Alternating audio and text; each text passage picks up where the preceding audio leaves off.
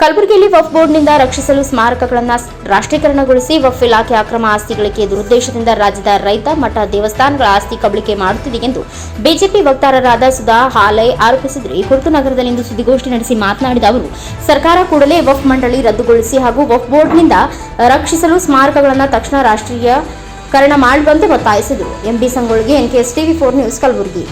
ಮಠಾಧೀಶರ ಸ್ವಾಮಿಗಳು ಗುರುಗಳು ಬಂದು ನಮ್ಮ ಕಲ್ಯಾಣ ಕರ್ನಾಟಕದ ರೈತರ ಪರವಾಗಿ ನಿಂತು ಹೋರಾಟ ಮಾಡಿದರೆ ಅವರಿಗೆ ನನ್ನ ಕೃತಜ್ಞತೆಗಳು.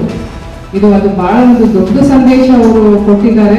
ಆಮೇಲೆ ಅವರು ಬಲವಾಗಿ ನಿಂತಿದ್ದಕ್ಕೆ ಇಡೀ ಸಮಾಜನು ಎಲ್ಲರೂ ನಿಂತ್ಕೊಳ್ತಾರೆ, ಎಲ್ಲರೂ ನಿಂತಿದ್ದಾರೆ, ಅದ್ರ ಬಗ್ಗೆ ಪ್ರಶ್ನೆ ಇಲ್ಲ. ಬಟ್ ಅವ್ರು ಮುಂದಾಗಿ ಬಂದು ಈ ಸಂಘಟನೆಗೆ ನಮ್ಮ ರೈತರ ಪರವಾಗಿ, ಕಲ್ಯಾಣ ಕರ್ನಾಟಕದ ಪರವಾಗಿ, ಹಿಂದೂಗಳ ಪರವಾಗಿ ಏನು ಒಂದು ಒಕ್ಕೂಟಾಗಿ ಒಂದು ಏನು ಹೋರಾಟ ಮಾಡಿದರೆ ಅದಕ್ಕೆ ನನ್ನ ಕೃತಜ್ಞತೆಗಳು.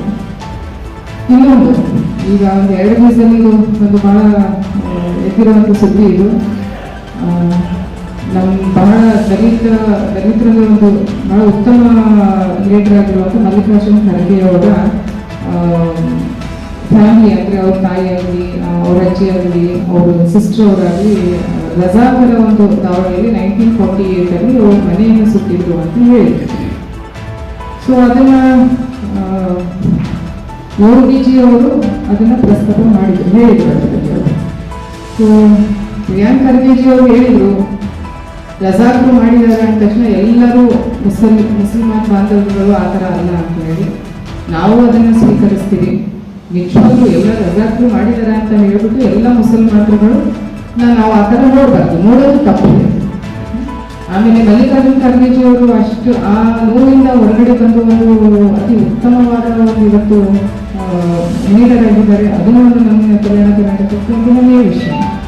ಬಟ್ ಪ್ರಶ್ನೆ ಬರೋದಿಲ್ಲಿ, ರಜಾಕರ ಮಾನಸಿಕತೆ ಇಟ್ಕೊಂಡು ಏನು ಇವರೆಲ್ಲ ಮಾಡ್ತಾ ಇದ್ದಾರೆ ಒಂದಿಷ್ಟು ಜನ, ಅವ್ರನ್ನ ಇವರು ಯಾವುದೇ ರೀತಿಯಿಂದ ನಿಂದನೆ ಮಾಡಂಗಿಲ್ಲ.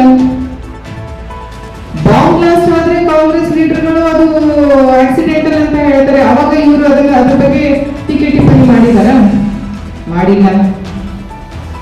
ಅಸೆಂಬ್ಲಿಯಲ್ಲಿ ಪಾಕಿಸ್ತಾನ್ ಜಿಂದಾಬಾದ್ ಅಂತ ಹೇಳಿದಾಗ ಅದನ್ನ ಇವರು ಒಪ್ಪಂಗಿಲ್ಲ. ಫಾರೆನ್ಸಿಕ್ ರಿಪೋರ್ಟ್ ಬಂದಾದ್ಮೇಲೂ ಅದರ ರಿಪೋರ್ಟ್ ಅನ್ನು ಡಿಲೇ ಮಾಡ್ತಾರೆ.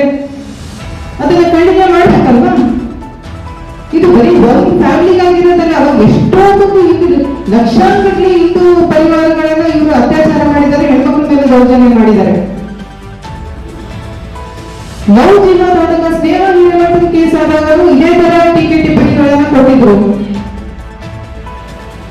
ಹೋಮ್ ಮಿನಿಸ್ಟರ್ ಹಾಗೆ ಕೊಟ್ಟಿದ್ರು, CM ಅವರು ಹಾಗೆ ಕೊಟ್ಟಿದ್ರು, ಪರಮೇಶ್ವರ್ ಅವರು.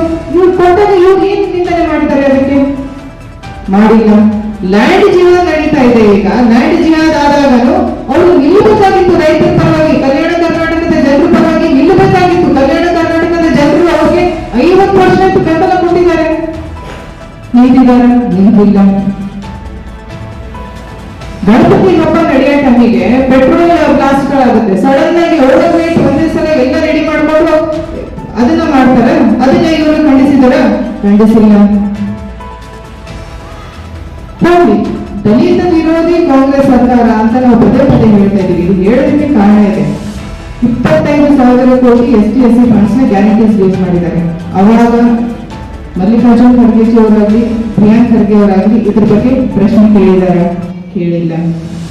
ಈಗ ರೀಸೆಂಟ್ ಆಗಿ 1,100 ಮನೆಗಳು ತೋಟ ಕಾರ್ಮಿಕರು ಕೊಡಬೇಕಾಗಿದ್ದ ಮನೆಗಳನ್ನ ಕೊಟ್ಟಿಲ್ಲ. ಅದ್ರ ಬಗ್ಗೆ ಮಾತಾಡಿಲ್ಲ.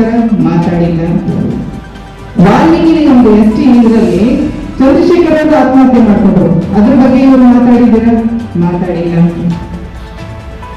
ನೀವು SITಯಲ್ಲಿ ಮಿನಿಸ್ಟ್ರಿ ಹೆಸರು ಲಿಸ್ಟೇ ಕೊಡೋದಿಲ್ಲ. ನಾಗೇಂದ್ರಪ್ಪ ಅವರು ತೀರ್ಕೊಂಡು ಪುಣ್ಯಾತ್ಮ ಹೆಸರು ತಗೊಂಡಿದ್ದಾರೆ, ಚಂದ್ರಶೇಖರ್ ಅವರು. ನೀವು ಅದನ್ನ ಒಪ್ಪಂಗಿಲ್ಲ. ದಲಿತ ಪರವಾಗಿ ಒಂದಾದ್ರೂ ನೀವು ಮಾತಾಡಿ. ಇಷ್ಟೊಂದು ಅತ್ಯಾಚಾರ ನಡೀತದೆ. ನಮ್ಮ ದಲಿತ ಅಣ್ಣ ತಮ್ಮಂದಿರು, ಅಕ್ಕ ತಮ್ಮಂದಿರು, ಇಡೀ ಅವರ ಇದಕ್ಕೆ ಅತ್ಯಾಚಾರ ನಡೆಯುವಾಗ ನೀವು ಒಂದು ಪರವಾಗಿ ಮಾತಾಡಂಗಿಲ್ಲ. ಅದೇ ರಜಾಕರ ಮಾನಸಿಕತೆ ಇಟ್ಕೊಂಡು ಅವ್ರ ಬಗ್ಗೆ ಅವ್ರು ಎಷ್ಟೇ ದೌರ್ಜನ್ಯ ಮಾಡಿದ್ರು, ವಕ್ಫ್ ಆಗ್ಲಿ, ಲ್ಯಾಂಡ್ ಜಿಹಾದು, ಲವ್ ಜಿಹಾದು, ಅವ್ರ ಬಗ್ಗೆನೂ ನೀವೇನೋ ಟೀಕೆ ಟಿಪ್ಪಣಿ ಮಾಡಂಗಿಲ್ಲ. ಇದು ತಪ್ಪಲ್ವಾ? ಇದು ಜನನಿ ಮತ್ತು ಜನ್ಮಭೂಮಿಗೆ